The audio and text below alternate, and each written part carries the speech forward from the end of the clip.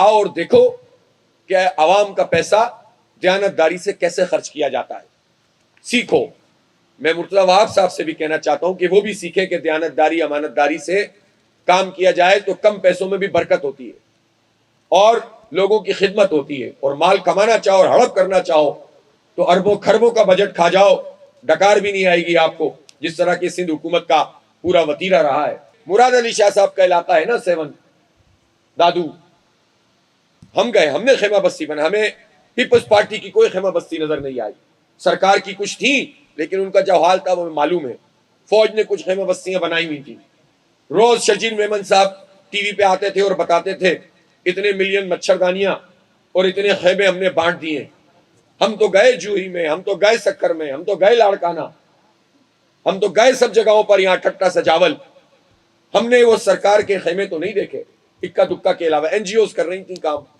International N G Os کام کر رہی تھیں، لیکن ہم نے یہ ضرور دیکھا کہ ابھی پچھلے دنوں ایک خاتون ویڈیو انہوں نے اپلوڈ کی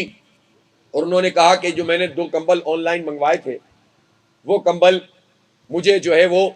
ایک پیسے تو ٹیگ ہٹا ہوا تھا لیکن ایک پر ریلیف کا ٹیگ لگا ہوا تھا، یعنی جو غریبوں کے لیے، جو متاثرہ لوگوں کے لیے کمبل آئے تھے یا اشیاء آئی تھی، وہ اشیاء مارکیٹ میں اس سندھ حکومت نے بیچی ہیں۔ افسوس کا مقام ہے اور شرم کا مقام ہے۔ ہم سب جانتے ہیں کہ یہ سیلاب دریا کا سیلاب نہیں تھا بلکہ زیادہ بارش ہونے کے نتیجے میں پانی جمع ہو گیا تھا، اور اس میں بھی ایک بہت بڑا سبب ہماری حکومت کی کو نااہلی ہے کہ جس پروجیکٹ کے اوپر یہ کام چل رہا ہے، لیفٹ بینک جو ڈرین ہے آؤٹ فال اور رائٹ بینک آؤٹ فال ڈرین، یہ 2 پروجیکٹ ہیں، کروڑوں نہیں اربوں روپے اس پہ خرچ ہو چکے ہیں، لیکن اب تک کئی برس گزرنے کے باوجود اس پروجیکٹ کو مکمل نہیں کیا گیا، جس کے نتیجے میں یہ پانی بلاک ہو گیا اور بستیوں کی بستیاں، گاؤں کے گاؤں، شہر کے شہر اجڑ گئے۔ ہم نے یہاں پر گھر بھی بنائے ہیں، مسجد بنائی ہے، پارک بنایا ہے، اور ہم یہ چاہتے ہیں کہ یہ ماڈل ولیج صرف تعمیر کے لحاظ سے ماڈل نہ ہو، یہ اخلاق کے اعتبار سے، یہ رویوں کے اعتبار سے، یہ بھائی چارے کے اعتبار سے، یہ محبت کے اعتبار سے بھی ایک ماڈل ولیج بننا چاہیے۔ اس مسجد کو آپ مرکز بنائیں، اگر سرکار کا اسکول موجود نہیں ہے تو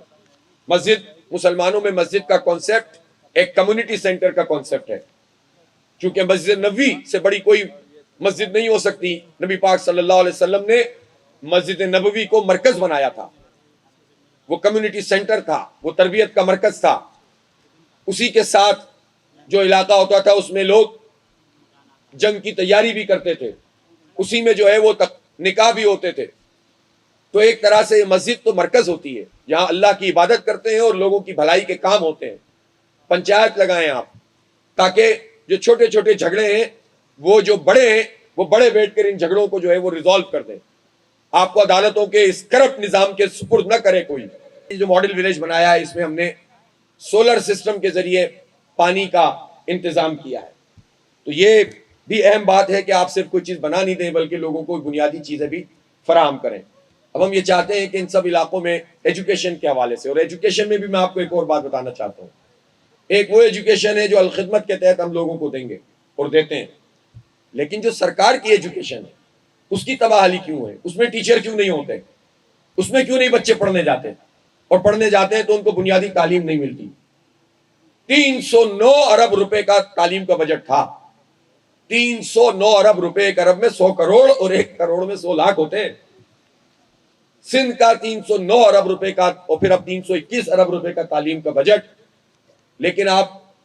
کراچی میں بھی اگر دیکھ لیں گے سرکاری اسکولوں کی حالت تباہ حال، برباد کر دیا ان ظالموں نے۔ انٹیریئر سندھ کے علاقے تھے وہ بہت زیادہ متاثر ہوئے تھے اس وقت بھی، اور جو بلوچستان کا علاقہ جو سندھ کے ساتھ ملا ہوا ہے، جعفر آباد،